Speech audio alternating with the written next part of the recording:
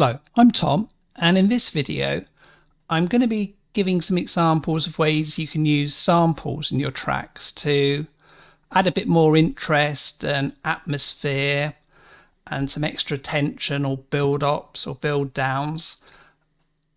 And I'm not going to be using samples like you would use in, say, Kontakt or the Reaper Samplematic 5000, where you would spread them across a keyboard and play them like that.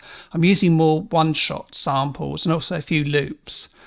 So what I'm going to use is the media player. So you go to View, actually Media Explorer here, and you open it up.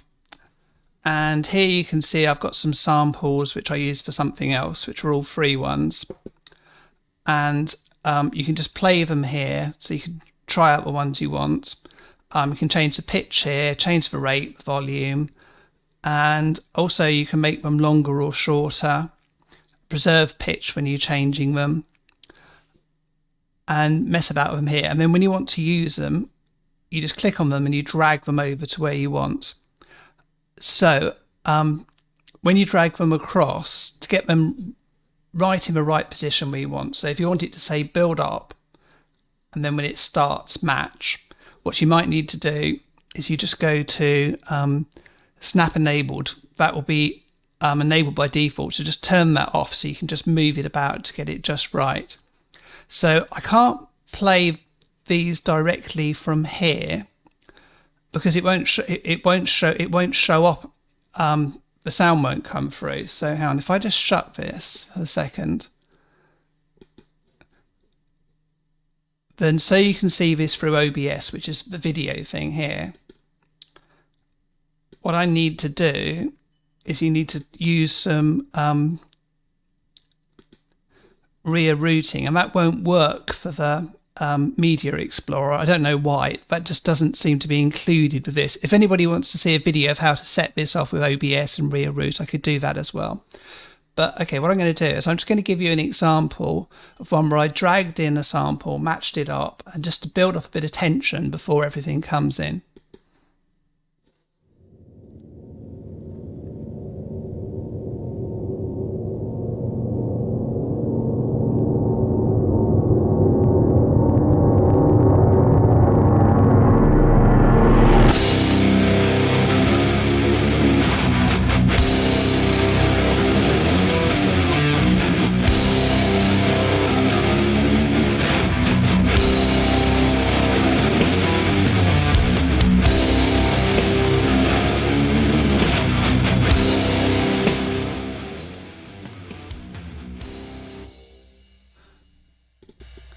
Okay, so that's one example. So what I should say, if you're looking for some samples you might want to use, what I would recommend is if you go to this site, Sample Focus, then you can search under different categories and all different types of areas. So I've got one here, which is just explosions, which you might want to use, dramatic parts. I'll just show you. You can just put the mouse over and it'll give you some ideas. So I'll just do it.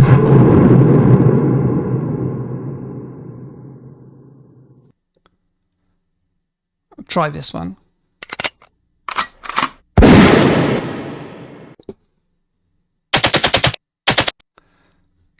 And then you can look, if you're just looking for ideas, go for complementary sounds. This will give you some other ones.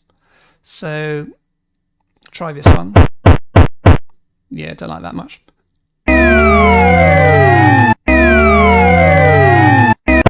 Okay, so there's loads there. You just go here to download them, and then you can open them up with the Media Explorer, try them out.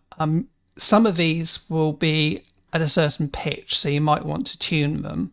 So in the example I just showed you, I think that was A sharp, and then it starts on C. So I just used the tuner in the Media Explorer to is it here? So I just moved it up a tone so that it fitted in properly. Okay, so what I'll do now is I'll show you another one. So this I pretty much took straight from a download, apart from I just changed the pitch up to match. But what you might want to do, I'll give you an example of that, is I'll just shut this one. is on this one, I used a much shorter sample, this one is just a cymbal here in reverse, so I don't really need to bother with tuning it. But what I did find is that if I added some extra effects to it, then it just made it sound a bit better. It just helped it. So what I'll do is I'll play it to start with. I'll turn this off and I'll play it without the effect, and then I'll play it with it so you can see it. So this, once you've got some samples, you might still want to mess about with them. Some of them are a bit loud, so you might want to limit them. You might want to compress them. You might want to add extra reverb, delay, or whatever. I'll just play it and then I'll show you the difference.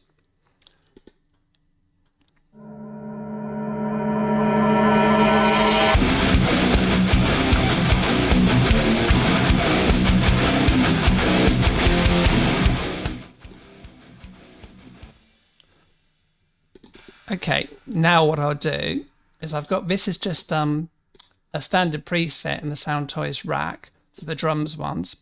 So it's got a bit of radiator, so it's a bit of boost on it, and then it's got a filter freak on it. So I'll play you the difference so you can see that.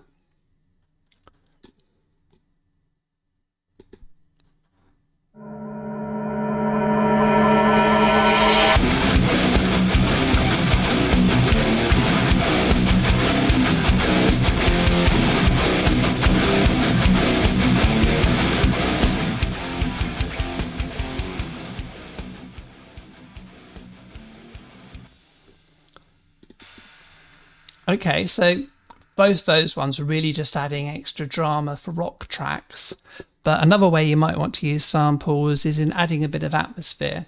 So I recently did a competition, it's for a Metapop one, and they often do competitions where they give you some free samples, some free loops, and give you a theme, and then you have to try and come up with a short piece, usually maybe just like a minute and a half, 2 minutes, whatever, with a similar theme, and you have to incorporate their samples in it. So one of the things I did notice with those is, well, quite a lot of them are too long, so they disqualified themselves. Some of them relate, but also it was supposed to be something to do with your hometown, and a lot of the music didn't particularly have anything to do with people's towns or locations. And it was just whatever people were working on. They just bunged a few of the samples in and just used that. So I don't think music necessarily evokes place any more than, say, dancing evokes architecture, but certain sounds do. So I live in a seaside town. I live near Brighton, well, actually in Worthing near Brighton. I did look for some like wave sounds and seagull sounds just to give it that association with place. So I'll just give you a quick example of that.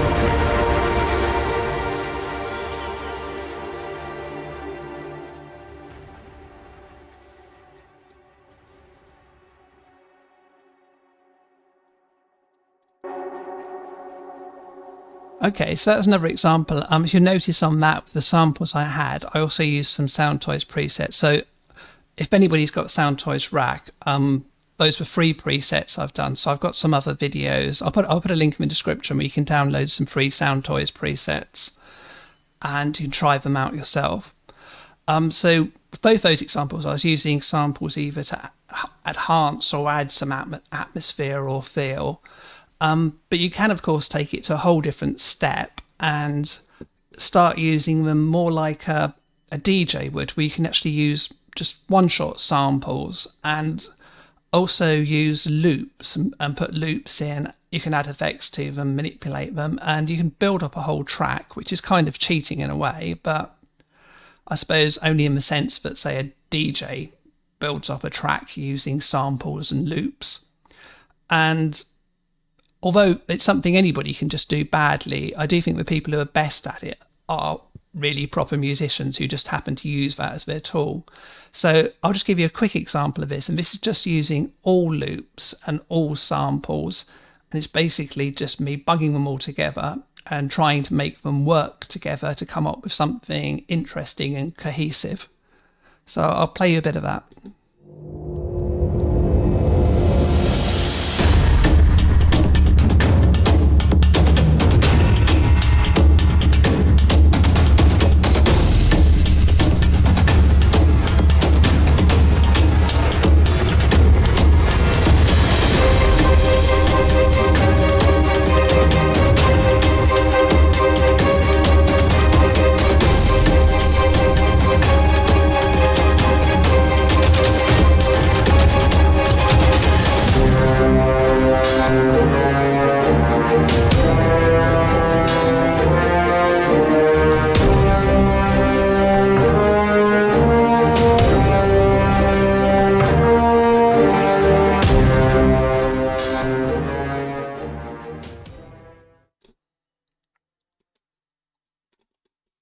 Okay, so hopefully that's given you some ideas. So you can use samples. I'd check out that website again if I were you. Have a look at this, Sample Focus, if you've forgotten what it's called. You can search for loads of stuff. You can drag down, and then you just go to View Media Explorer, drag them in, mess about with them, add them into some tracks, and see what you can come up with. So thanks for watching. Check out some of my other videos if you're interested. And hopefully I'll have some more videos out soon. Cheers. Bye.